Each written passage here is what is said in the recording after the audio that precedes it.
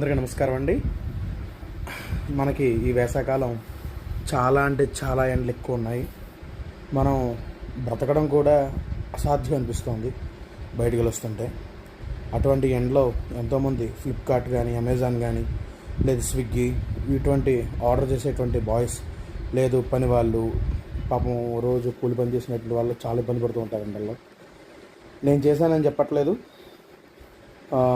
బయట మన తాహత కొద్దీ ఒక బిందుతో నీళ్ళు, ఒక కుండతో నీళ్ళు, ఒక మజ్జిగో ఏదో ఒకటి ఏర్పాటు చేస్తే అంతా సౌఖ్యంగా ఉంటుంది. వాళ్ళకు కూడా బాగుంటారు, కాస్త దాహాన్ని తీర్చుకుంటారు అనే ఉద్దేశంతో చెప్పడం జరిగింది.